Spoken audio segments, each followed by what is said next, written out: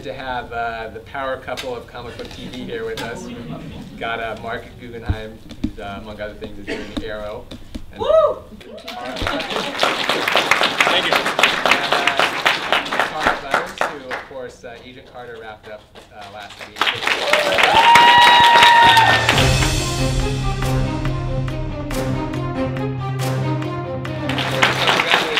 Thank you for coming here, and of course, you are been married for 10 years now, or how long?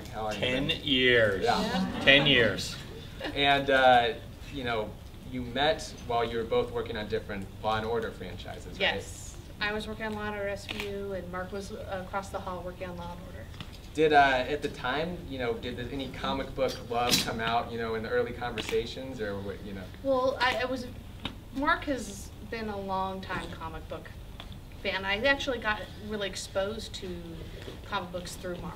Yeah, yeah. So you you kind of laid the groundwork for, Agent Yes, Carter. I'm responsible. Yeah, so I'm responsible. yeah, It's all thanks to me. So thank you for that. You're very welcome. We're all lucky for that. So, okay, this last week, as a fan of both shows, was big for me as a viewer. Because Arrow had I don't want to spoil it necessarily if people haven't DVR'd it yet, but a big oh my god moment. And of course, Agent Carter signed off for this season. So what is that like at home when you've got, these big episodes coming? What's kind of the atmosphere? You got your own shows. And Well, tell them about what you did for the finale. Well, we're a very tight-knit group on Agent Carter, and we actually live tweet together. A good chunk of the cast, whoever's available, when Haley was still in the country, she would join us, and we would all literally watch a DVD and live tweet, even on the East Coast. Well, I had everybody over to the house on the final day, but I needed Marc's help to kind of set it all up, and Marc's a little bit behind on Agent Carter. Yes. Yes, so I am guilty. So he's queuing it up for me, and he's watching. I've been told I don't get any, there's children in the audience, I don't get any quality time with Tara, if you know what I mean, until I catch up. So the trailer for 7 is airing, and I don't want to spoil it, but literally there's a big explosion, and he was like, "Oh my god!" I can't believe you did that. So it was, So you get spoiled every now and then. Yeah. How, talking about live tweeting and stuff, both shows, very active on social media. Politically, how does it make sense? I mean, would it be inappropriate if you were to live tweet Arrow or you were to live tweet Agent Carter? I constantly post stuff about So it's Arrow. okay? Yeah, no, I mean, no, I'm not going to let anybody stop me from tweeting. I mean, from a work perspective, I wasn't on Twitter really until Agent Carter, and I wanted to support the show. So obviously I'm doing it for work, but I'm not getting paid for it. I feel like this is something I do on my own time to support the show, and I will support Arrow or whatever show I want to. Yeah. So, have there been any complications as far as the Marvel DC house divided thing? I mean, is everything I'll good, tell you, the only time, it's actually, and this sort of has nothing to do with Tara, but in terms of the Marvel DC things getting a little uncomfortable, is a year ago, like over a year ago, during the writing of episode 203 of Arrow, I wrote this sort of evergreen Daredevil story set during Daredevil's early days. And, I have you to thank for this. And then Marvel basically put it on the schedule. We've been looking for an artist and put it on the schedule for the Wednesday that all the Daredevil episodes drop on Netflix. So Hollywood Reporter publishes an article announcing the story saying, Arrow producer to write Daredevil tie-in comic. Thank you very much for that. But that one was not Tara's fault. Whoops. So, okay, so you guys have obviously, there's a lot of anticipation about these big moments in both of your shows. How far, for example, how far in advance did you know Oliver was going to have a big showdown with Ra's al Ghul? Oh, since the beginning of the year. Oh wait, Oh, you're yeah, asking her? yeah, Oh, you're yeah. asking Yeah, Tara. Oh, I'm but sorry. Spoilers I for each other's actually, shows. you know what's funny is I knew about it ahead of time only because you were so in love with the actual footage that you're like, come look at this. And I mean, and that's the thing is we will spoil the shows for each other in Yeah. the sense if there's something we're really excited about and you just want to share it, Yeah. you know? But you're very good about not spoiling Agent Carter. Like literally, I only caught like that piece of episode 7, and you didn't tell me that that was coming. So you're pretty good. The ending, again, try not to spoil it for you guys, but like the coda of episode 108 of your season finale, you had told me about back when you were trying to make it happen. Yeah. And I thought that was really, really cool. So it's like a mix. Yeah, yeah. And what about, you know, you've got 2 daughters, right? Yes. Yes. So what is their relationship to these shows? I mean, I don't really know. I would have loved Arrow as a young age. I don't know if it's kid friendly or how does that kind of work? They are very aware of Arrow. Of course, they like the Black Canary. Uh-huh. They don't watch it on a regular basis because it's probably a little too adult Oh, it's for them. It's definitely too adult for them. That said, we're not very good parents, so we've shown it to them. Yeah. They've seen it, but they just haven't gotten to it. Yeah, I mean, Agent Carter's a little bit more their speed, and so they. Tell them about Lily this morning. Oh, my eldest has has gone back and watched the pilot again, and she wanted me to get her a whole outfit, and so we have a hat, and we have, you know, I haven't had it tailored yet, but I got a little 40 suit, and she's very excited about Comic-Con to be able to come out. I need a little more time. I actually want one of them to come as Dottie. Yeah. That's Sarah. No, Lily with the strawberry blonde hair. Yeah, but Sarah with the killer instinct. Is there anything that, you know, for your own sanity or your relationship that you can't talk about at home, you know, when you're working on these 2 projects?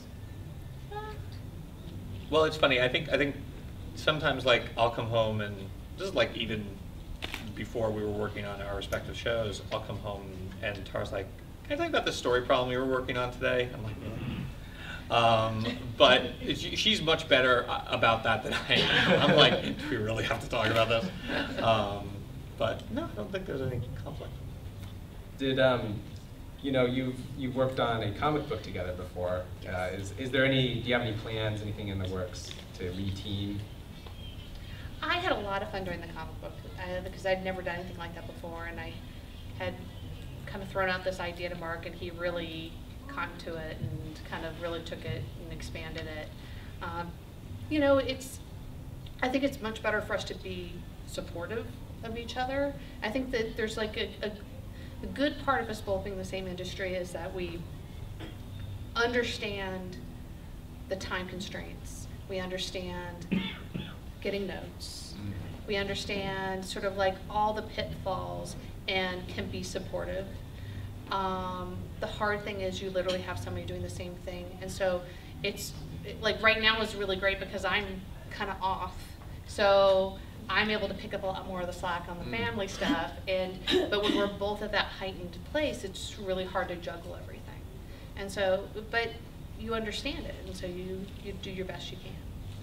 It's nice to, I'm sorry. Oh, no. It's very nice. I will say this, it is nice to come home if something's happened at work and I can talk about it or Tara can talk about what happened in her work, and we really can just totally speak in shorthand because we know the way the business works, we know a lot of the same people. You know, she's at ABC where I was, you know, for 6 years. She's at Marvel where I've been for like 10 years. So like, you know, we don't have to, the stories can be a lot shorter and we can get to the advice, either the advice part or the crying on the shoulder part a lot sooner. This is for both of you, you know, Agent Carter, of course, 8 episodes and Arrow much more. Are you jealous of the other one's setup, you know, where maybe you would want more? No, or you would I like want the 8 fewer? episodes. Yeah. I know. Actually, I would love 13. Yeah. I would love a slightly expanded season, but I would love to cap it at 13 just because of the visual effect work we do, which most people, actually if you get a chance, Wired did this little piece, this digital piece, which kind of breaks down the first 2 episodes on some of the visual effects that ILM did. And it's pretty amazing, and my visual effects supervisor actually just gave me the entire series and every visual effects shot and did a before and after. And we have so much stuff in the show that people don't realize are visual effects. And it was just really, we average 200 an episode. And so to make it we do a lot of matte paintings, and it really, 13, I think we would be pushing the envelope of just keeping the quality up. So that's one reason why I like the shorter season for the show. And hopefully we all want a season 2. And I know that you and Haley have talked about other decades and stuff. Yes. I mean, are you even thinking about that? Are you thinking we'll do the X-Men First Class thing, it'll be the 50s for the next one maybe? Or is it too early to say? It's funny, we've talked about many different things where potentially keeping it in the same period, but maybe doing something where the case would take her to 40s Hollywood or Europe, or something that we can still, we also have the time frame of kind of when S.H.I.E.L.D. started that we have to kind of stay within, I think, right now, because otherwise you have 2 agents of S.H.I.E.L.D. basically on the air, just in different decades. Yeah. So that's kind of, I think, the constraints we're working with right now. We are very spoiled that we get all these TV shows that are superheroes and awesome, and we may even get another Flash Arrow spinoff. Hopefully, we'll see. I know you can't say much. I can't say anything. Yeah, but new news came out that it was in the works anyway. And is there, what's, and of course Supergirl too is coming out. So is there a critical mass? Is there any worry that, okay, we're gonna have too many episodes of superhero TV, or is it just let's get these while we can, while people are willing to put out the money for it? I don't know. I kind of feel like if they're good stories, people who are drawn to it will watch it. Cop show. Yeah. And the good ones people tuned into. I think, it wouldn't be network television if there wasn't a drive to kill the golden goose. So, I think like Tara said, comic book shows are the new procedural, and the water will find its proper level eventually. But right now, the number of quality comic book shows is incredible. The number of shows that are actually good is incredibly high. So that's really the thing. I'm totally with Tara. It's all about the quality. People are not going to get oversaturated by badness. Yeah. They don't get oversaturated by good stuff. Yeah, definitely. And having worked on movies as well versus TV, what are kind of some of the challenges for maybe Green Lantern film versus making Arrow over a series of years and stuff? Well, I think that with Green Lantern we really learned the lesson of control. We didn't have it on Green Lantern, and it sort of got taken out of our hands after a certain point, and stuff happened. I always say, like, the difference between features and television is, in television you're, as a writer, you're writing for your life. I mean, you're literally like every 8 business days, there's a new script due, and if you're the showrunner, it's all going through your pen, and you are just writing, and it's like, sometimes literally what's getting shot is your first draft. At the same time, it's getting shot. With features, you really get a chance to think about every line of dialogue and revise and rewrite and really grow roses. At the same time, it may never see the light of day because so many movies get written and don't get made. So that's the push and pull between features and television. Also, there's a character versus plot. Right. And the fact is, not that you can't have a lot of character that happens in a feature, but the fact of the matter is you have maybe 2.5 hours in which a certain amount of plot that has to happen. It's funny because on Agent Carter we worked with both Marvel Television and Marvel Film, and this was the first project the Marvel Studios was really involved in for television because Peggy they feel very strongly about. And I think it was really interesting to watch because we had to pitch all 8 episodes before we even shot anything. And as they saw the scripts come out, I think it was really interesting for them to see the character development that was happening, because what you soon realize is in the Marvel universe, Peggy and Coulson will now have almost had more screen time than a lot of their bigger heroes because of these 8, you know, S.H.I.E.L.D. and because of 8 episodes of Carter, all of a sudden she becomes, you know more about her. You spent 8 hours with her that, you know, some of the other characters you have not. So it's interesting, and you know, if she gets a 2nd season, that will keep expanding. You will learn more about her and her universe and Howard and Jarvis, and it's kind of fun. You can only do that in television. Speaking of, you know, Howard and Jarvis, you know, it kind of reminds me of characters like Felicity, maybe that are just super popular on Twitter. You know, these guys are breakout stars, and it seems like I always see tweets about them. I'm sure you do too. So does that affect the writing at all when you see people going nuts for this stuff?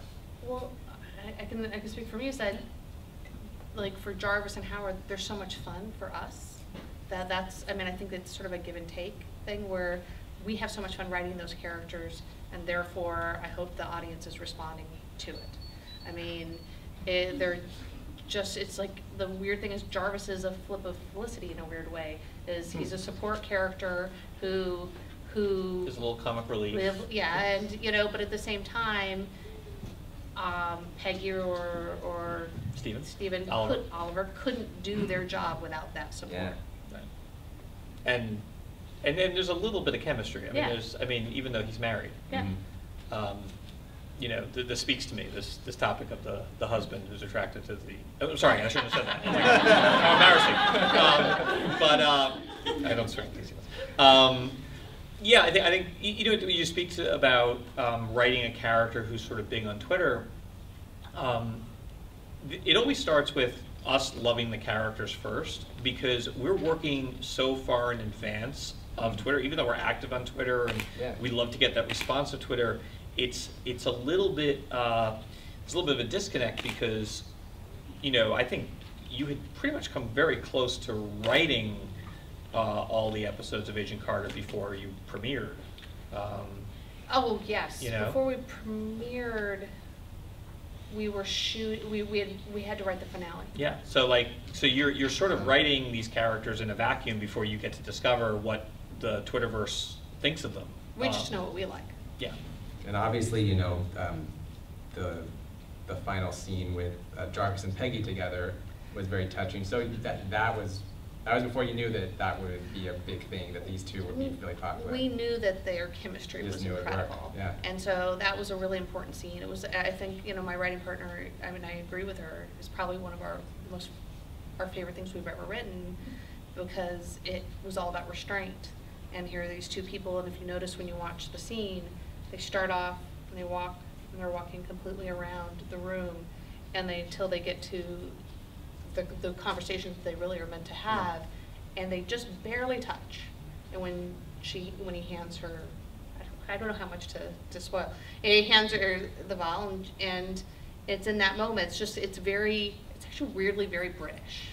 And it's very much about these two very British characters. Like, you could almost, to me, like see a scene like that in Downton, where there are two people not talking about what they should be talking about, and only having this one really moment of closeness at the end. And we were really proud of how that was shot and how they acted. It was one of those things where you're like, so often you write something, you have something in your head, and this was better than what I had in my head. Yeah, it was pretty stunning to watch, you know, and it shows that, you know, both of your shows are kind of about the idea of family, because these guys are all family, even if they're not related. So does that found families? Yeah, does that come from, you know, you guys have a strong family, of course. So does that inspire that, or where does that come from? That idea in your shows? You know, I think in the case of Arrow, I think, you know, Greg Berlanti and I and Andrew Kreisberg, we're very comfortable with family dramas as a milieu, as a medium, as a subgenre, if you will. So I think it was our initial instinct to just gravitate towards, creating a found family for Oliver, because in the comic books he really doesn't have any sort of supporting cast, or, you know, all of his family members are dead in the comic book. His mother, his father, he had no siblings. So we added all those elements and added the found family elements. But I think, like, I know just for myself,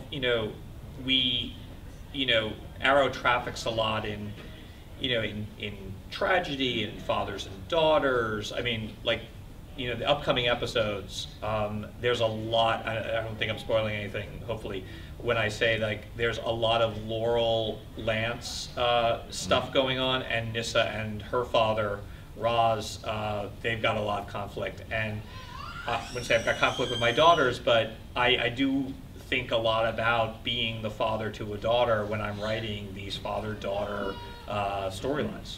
So they have hopefully they feel lived in and come from a real place, even though I'm not a police captain or the head of an international league of assassins. I also think that, I mean, when you work in Hollywood, you start collecting people in your lives. Like, I mean, about found family. I mean, I have a writing partner who I've been working with for 17 years. We have writers on our staff that I've known for over 12. That you do start to kind of collect these people in your life that make your experience so much better. And like, that was the thing, as Agent Carter for me was the height of that. Like, I love everybody I work with on that show, and we all have so much fun. And it was funny because, like, I had everybody over to the house, like I said, for the final viewing, and we were really actually working. We were all tweeting the entire show, and we were all outside tweeting, watching a thing, and you can look into Mark's office, and Mark's got his earphones on, and he's typing away, working. I wasn't being antisocial. No, I had something to. Because one of our writers, Jose Molina, was sitting there taking a picture of Mark and tweeting it. Full disclosure, I wasn't working on Arrow. I was working on the spinoff. Very interesting. At that particular moment in time. That's all I can say. Actually, it's funny. I'm more afraid about talking about the spinoff mainly because I don't want to reveal the title by accident. Oh, okay, But it's fun. It's exciting. Tara will tell us. Yeah, Tara will. I want to open it up to the audience in just a moment, but Mark, I want to ask you a quick question. I want to be careful because I don't want to anger you. Yeah, don't anger me. But okay, so I'll try to explain it best. For context, in an interview, I think it was with one of my bosses at the Hollywood Reporter, you just off the cuff kind of said it'd be cool if I could have any fantasy character, it would be Batman, and then kind of out of context, that became a headline on other sites saying Marc Guggenheim wants Yes, Batman. That's the thing you always have to be careful about, because everything you say, it doesn't get carried on like Hollywood Reporter, but all the secondary, tertiary sites, it's like, yeah, of course. By the way, this is news.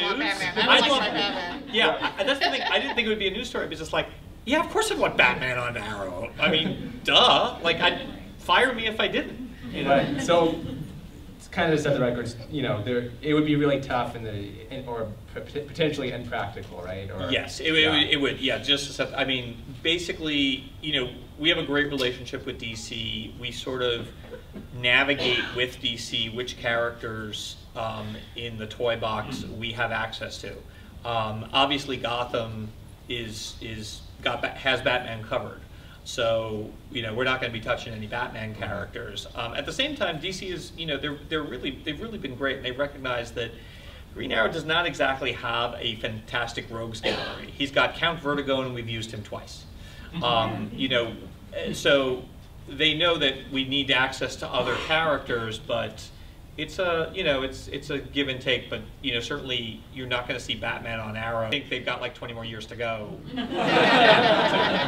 get there. So so no, but if wishes were horses, And just so you, Tara, have the chance to set the internet on fire, is there what's your dream Marvel character on Agent Carter that you haven't had yet? It's so hard because we're in this weird time frame that there's not as many characters. Synthetic Man would work in our world. Problem is, like, Submariner would work, but the fact is, I believe he is all tied up in legal rights. For us, it's about finding a way. Like, obviously, Dr. Faustus really wasn't of our time frame, but it was something within conversations with Marvel Studios, it was something they were willing to kind of go, oh, well, it's still Captain America centric, and we could move it back, and we could play with it, and it still actually ties into the Winter Soldier program. And, you know, I think the thing that hopefully, if we did our job properly, like when you do see Cap 3 or other things in the Marvel Universe, that just some of the character stuff is going to be laid out a little bit more with Howard and Peggy and these characters, Jarvis, who live on in other ways in the storylines now. And how much of Cap 3 do you know about? Actually, you know what? They are really good. Like, it's funny, sometimes the guys will come into the room and go, can you do X? And you're like, okay, and like, just walk out. And like, you know, and, you know, or there'll be storylines that we were actually pitching out, and as Steve McFeely says, that's rubbing our rhubarb, so you can't use that. And like, so like, we knew we were on general areas on things without being told what the storyline was. And I actually kind of like that because I'm a fan and I would like to watch the movie and not know everything. So like, I'm like super excited to see Avengers, and I don't know any more than anybody else does. Well, let's open it up to you guys if you have some questions. Hi, for Mark. Mark 1, Tara 0. I'm not keeping track. Okay, Arrow question. When they casted Thea, did you always have the intention of making her Malcolm's daughter? Honestly, no. You know, so much of the show was planned out in advance. At the same time, we've always allowed ourselves to be surprised. And actually, I think the first person who suggested it might be possible was John Barrowman's husband. And he'd be watching the show with John going like, you know, Thea's your daughter.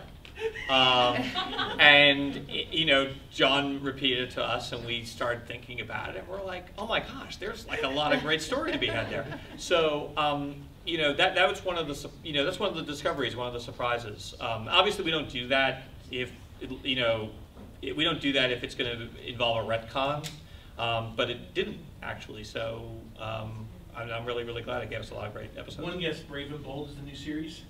That is not the title. I tried. Yes, you did. I have a question for both of you, but my familiarity is kind of more with Arrow, just because I'm familiar with the DC universe a lot more. I don't really read much Marvel, but you know, you hear often when you're working with licensed franchises, you know, how controlling they are, how you can't, you know, do certain things with characters and go various things. But in Arrow in particular, because I know that universe, it seems like you guys have a lot of liberty there, a lot of things that were never in Arrow canon before. I mean, you've created all new things. And do you think part of that is related at all to the fact that DC is working very closely on those projects and Warner Brothers CW owns those properties? You know, did they sort of plan where these things would go in advance with you? Are they going to adapt some of this now into the comic book world? What are the impacts from the one side to the other and back? Well, I think first of all, I think Marvel is as closely involved with Agent Carter as DC is involved with, sure. You know, I mean, like, in fact, even now with all the mergers and everything, the corporate synergy is pretty much identical in the two companies. I think it's, with respect to Arrow, it's probably more a function of the fact that, you know, Green Arrow may be well known as a character, but the canon's not that well known, in the sense that, or the canon's pretty thin. You know, you got billionaire, you know, playboy, marooned on an island, comes back, you know, basically fights crime as Robin Hood. You know, no supporting characters really to speak of.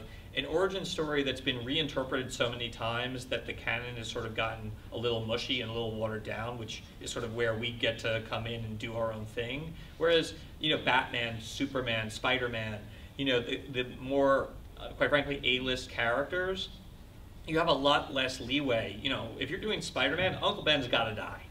You know, when we said, okay, you know what, Moira's alive, no one cared, you know, even though Moira's dead in the comics. So it's a different, part of it's that. Trying to think, in terms of you know, we sort of have periodic check-ins with DC where we give them sort of big 30,000 feet pitches on, okay, this is what the next, you know, we always begin with this is what the year's going to be, and then, you know, as we go through the year, we're like, okay, let us give you the next 5 episodes with a little bit more refinement.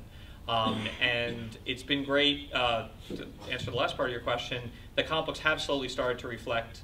You know, they introduced Felicity in the comics. They've introduced Diggle in the comic books. You know, the tone of Arrow, I think, has gotten reflected.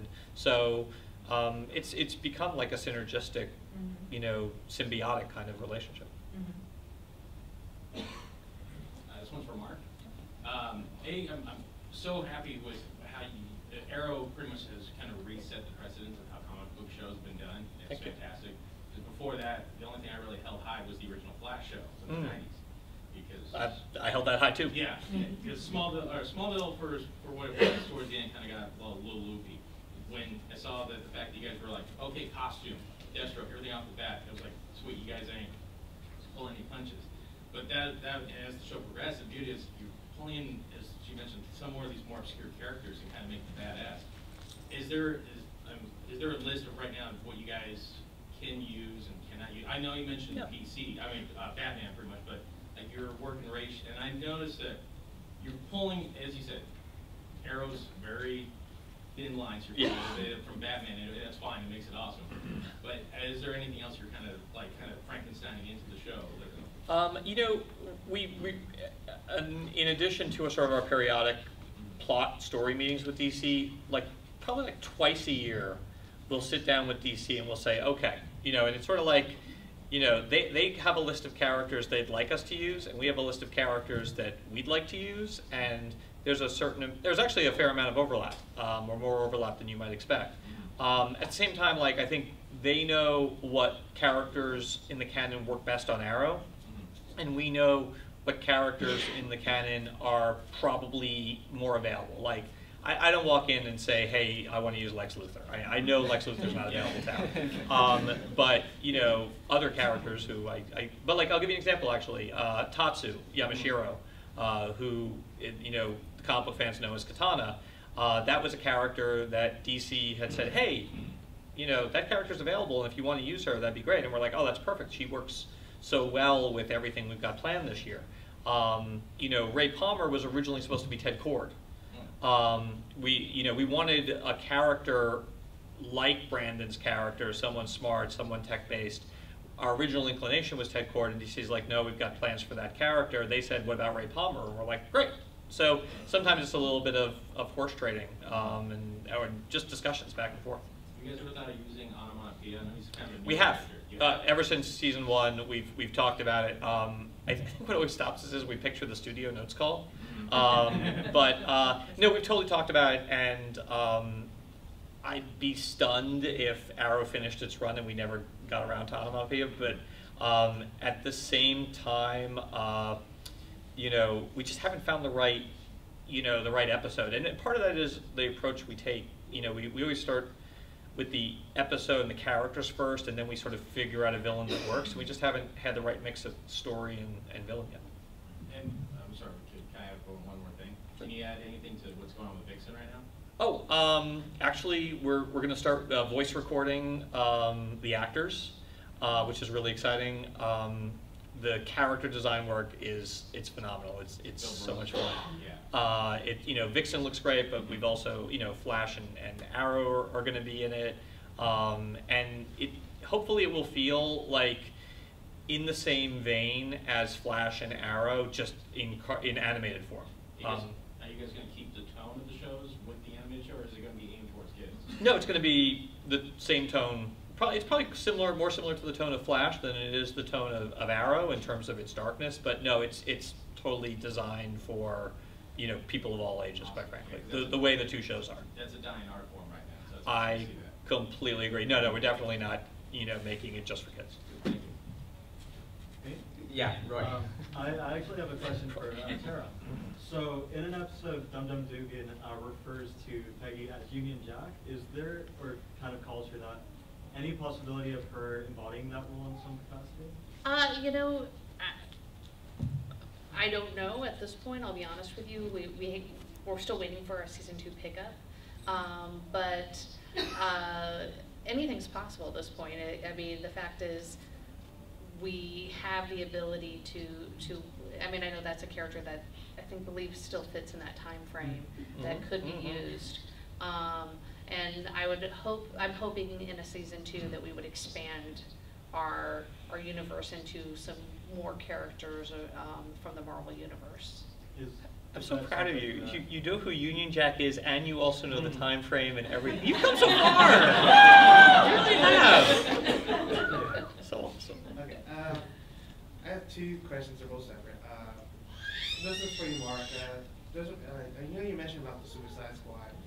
Did you ever mention about Harley Quinn? That's one question. Ever mention her? Well, you know, or, I mean, at least bring her to the show. Well, I know it's a Batman character. The closest we could come was our wink and a nod last year with Harley. That was the closest, and especially now with Margot Robbie playing her in the Suicide Squad movie, she's doubly unavailable to us. Oh. But we'll always have that deleted scene on the DVD and her appearance in 216. Okay. Have you guys ever fantasized bringing the 2 universes together and how they would actually interact with each other? And then, like, you know, if you did, like, who would be like your main villain, or like who would you fight against? Or, like, I'm a total sucker for the intercompany crossover. You know, like I grew up with Amazing Spider-Man versus Superman and whatnot. You know, and it's funny, since the Hollywood Reporter article we did, Leslie Goldberg asked us that question, or it came up somehow, and you know, we talked about it, and you know, we cogitated. I think probably the most realistic thing is if, like, she sticks an Easter egg in Agent Carter, and I stick an Easter egg in Arrow, and it gets through the whole system. We've done it on other TV yes, we have. shows. When I was doing Reaper, which was about the devil and these idiots, Mark was writing Eli Stone, which was about a guy who thinks God's talking to him. And Mark had written in it an episode where one of Eli's clients was someone who worked at the workbench, which was where my characters all worked. So we always liked that it was just this weird way that both that means in that universe, both the devil and God are real. And we actually got her props department to send my art department the logo for the workbench, so that her actual apron, her workbench apron, was identical to the one that they used on Reaper. So what's even weirder now is that art department, I think. Yes, now their art department is working for Arrow. It all comes full circle. What do you think draws, I know there's been a lot of, you know, you alluded to it, you know, the fan enthusiasm, like couplings like Felicity and Oliver. What do you think draws the fans to root for that relationship so much? And then the second part of my question is, how do you map out the progression of that relationship, not knowing how many seasons you have to go and not knowing like actors' contracts and things like that? So, 2-part question. You know, it's funny, I don't think we anticipated the level of passion for a lot of the relationships on the show. You know, certainly Oliver and Felicity is the one that comes up the most, and we were a little surprised. We were, you know, I think it's fantastic, and I don't know what fuels it. I'm just glad that there is that kind of passion. Yeah, it is chemistry. I mean, we didn't have a plan, except there was so much chemistry between Steven and Emily. Though I also say, like, I defy you to put Emily in a scene with anyone else and have her not have chemistry with someone. You know, but it's a cool, fun thing. In terms of mapping it out, I would say the relationships on the show are probably the least mapped out part of the show. We really sort of pride ourselves on thinking in advance, and you know, I always call it like planting flags, you know, stuff that will pay off, you know, 2-3 years down the road. The relationships are something we do a lot less planning on, quite frankly, and we sort of feel our way through it and feel what feels right for the characters in the moment. And I think that's what makes it so fluid and unpredictable, because it's probably the least predictable part of the show for us. Back in the green. Are you ever going to do any more episodes with the Suicide Squad? Yeah, actually, we've got a Suicide Squad episode coming up. That'll be episode 317, which is, you just saw, hopefully you just saw episode 15. So it's going to be in 2 more episodes. And it's called Suicidal Tendencies. Will you be using flashbacks with the person who leads the Suicide Squad also? You know, because you're so adorable, I'm going to give you an exclusive. Don't tell anyone in this room, okay? The flashbacks are from Deadshot's perspective. Wow. Agent Carter, she's like an empowered woman, but she's not a femme fatale, and she's vulnerable, but she's not a damsel in distress. Could you talk about writing her character? You know, we were really lucky.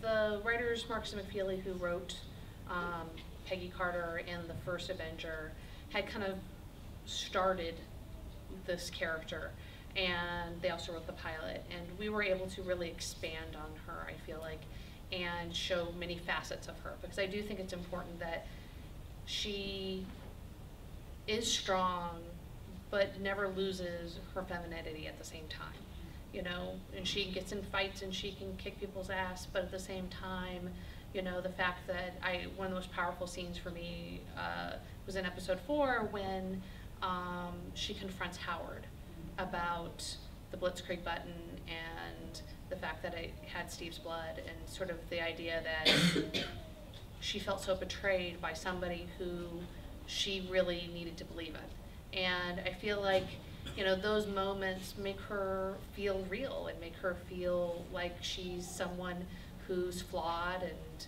sometimes gets herself in situations she needs help and is probably a little bit too, she doesn't like asking for help, you know. So I mean, like, there's things about her that's just, we wanted to make her as grounded as possible, and I think that was our thing with Agent Carter in general, was we really wanted the show to be grounded because we were going to have some fantastic elements, and kind of having that kind of feel like, I don't know, it's hard to explain. It was really important to us to explore how everyone came back from the war, all of those kind of layered into each of the characters.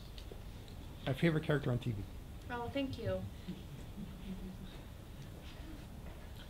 Question for Mark. For the Arrow backplate, the Arrow changed in the new season. Mm-hmm. Can you share with us the story behind why? Well, we actually change it every season. In season, the change between seasons 1 and season 2 was a bit more subtle, but if you look, they are different. So we just decided, Andrew Kreisberg and I decided back in the beginning of season 2, you know what would be really fun? So many things on Arrow really start with that. Like, we just go, oh, you know what would be really fun? Let's change the Arrowhead every year. And then for this year, we knew it would be about Roz and the League of Assassins. So it struck us as just obvious to change it to reflect the nature of, you know, of the season. It's clearly a very sort of Middle Eastern, Arabic kind of arrowhead. It's got, you know, Sanskrit on, you know, writing on it. You know, and next year we'll change it. But this year we played around a bit because, like, for the Cupid episode, we replaced it with Cupid. Really quick inside baseball thing. When the company that created the original Arrow title card, they split up and, you know, went their separate ways, and we had to recreate it from scratch for season 2. But once we did that, we were like, oh, now we can swap the arrowhead anytime we want. But it took, like, everyone sort of had to, like, you know, remodel everything. But it's become, you know, a fun thing for us to play with here and there. So what's I think this question is going to be for me. Such a big fan. Now, working in a show that takes place in a very different time era, what are the struggles when it comes to writing, when it comes to phrasing and stuff like that? What are the biggest challenges you've had? Well, we actually, for writing, we were trying very specifically not to sound too period. But at the same time, anytime we would use like a turn of phrase, we were actually be very specific to make sure that it did actually happen in the time period. So that was one thing we were always trying to be very careful of. It was also very difficult to be writing so many British characters from the time period, because I've never written for actually a British character before, and neither had Michelle, and she's the first one to say, she's like, that was another challenge of like trying to make sure that we were saying, not making a character sound too stereotype, you know, Jarvis especially, of a British butler. We've seen those in many different forms, and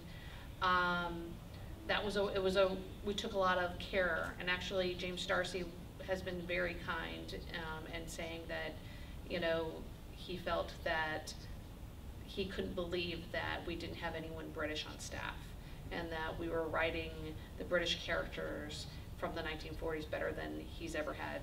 So that was really incredibly positive. And then on the production side of it, it was incredibly difficult in that, and expensive, that every extra has to be wardrobed, hair and makeup. Anytime we're outside, we're doing set extensions, we're doing matte paintings, and to make sure that we try to encompass the world.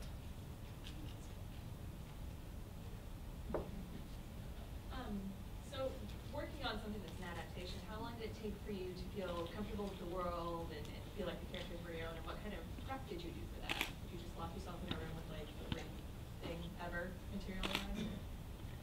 For both. Both. I would say both had.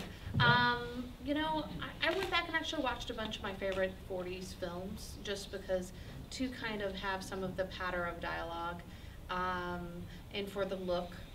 And then I also went back and read all of James Ellroy's LA Quartet, because of just sort of that time period, kind of cop lingo. And as much as we're not a cop show, I just really liked hearing it in my head.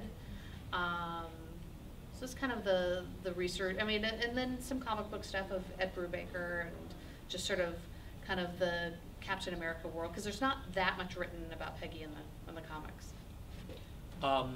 You know, for Arrow, you know, Greg, Andrew, and I were such big comic book fans, we didn't really have to do that deep a dive into the source material. But for Arrow, the challenge for us was, Greg, Andrew, and I, we traffic in these sort of very witty, bantery, you know, like ta-ta-ta-ta-ta-ta, everyone's talking fast and very erudite characters, and we sat down to write the pilot for Arrow, and Oliver doesn't talk.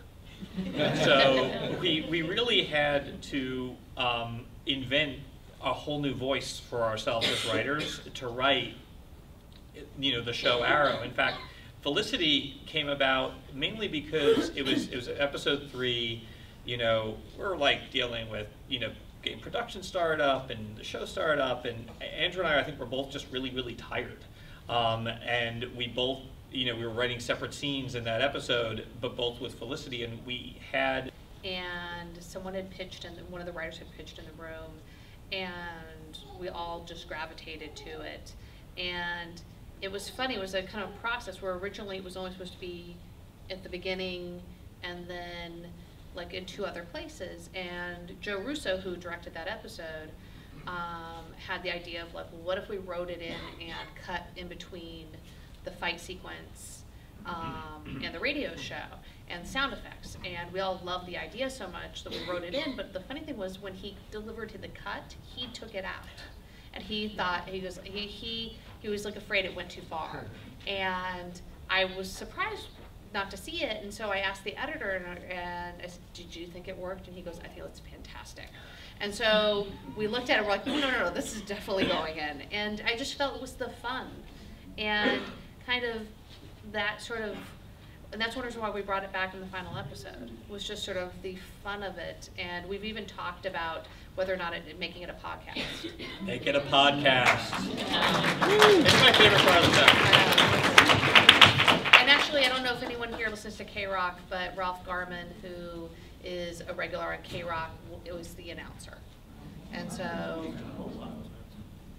What do you mean by podcast? You'd write new... Yeah, like little 15-minute type of like storylines of Captain America and you know, Betty Carver. So what do we need to do to make that happen? Yeah. Well, it's one of those, it's like that weird kind of thing where, like, you talk to Barbara and they're like, that's interesting. And even Ben Blacker had an idea of something similar, and so, like, we've kind of, like, I think a second season would really help.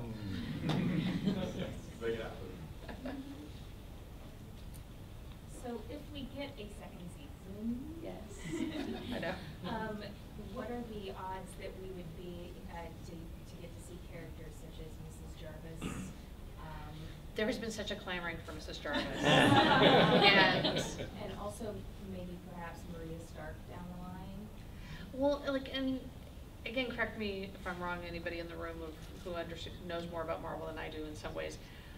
When Maria came into his life, I think was in the... He was more reformed. Yeah, I want to say it was later, but it would be always interesting to have something kind of... It was, I think mean... I think Maria came into his life when he looked more like John Slattery. When he turns into John Slattery. Right. Yes. But also maybe like Peggy's family, Peggy's parents. That is actually something we've talked heavily about, is that actually learning a lot more of why is Peggy the way she is. Why does she have such a drive? Why is, you know, and how does a Brit end up working for the Americans, and sort of, that's all stuff we've talked about of wanting to really explore in a second season, and kind of learning more about her family. Another fan question, I guess, for Agent Carter. Without naming any names, could you tell us if we've at least seen her future husband? You want to know what? It's really hard, because you know, possibly. You know, we've talked about many different scenarios, and so I can't really answer that. I'm sorry. Do you know who the husband is? You know, there's different people who have different, like, you know what it is? I'm always like, sometimes you just keep something to yourself, and everybody has their own opinion in the room, and the best idea will win. But, I mean, I think the amazing thing about Haley Atwell is she has chemistry with everybody. And, I mean, I think she has a really lovely chemistry, obviously with Jarvis, who's married. But I personally, I started off as an assistant at the X-Files. And so when you see those first, like, 5 years of that show, those are two people who had amazing chemistry together before anything ever happened. And you just go, there's something lovely about that for me, where it's there, but it's not kind of unsaid. But then I think she has lovely chemistry in the last episode with Suzette. And I think that even Jack Thompson, he's someone who's troubled and is interesting, and, you know, can she break that down? I'm not shipping that. Last question right here. Actually, a question and a comment. Well, I'm one of the 2015 Disney writers, and congrats. I use Arrow as one of my specs. So Oh, really? Thank you for thank creating you. such an amazing show for me to use. Are you on the TV or the film side? I'm in the drama. Oh, okay, I'm thinking of having coffee with you next March week. 12th. And also, I had a question about the city transitions.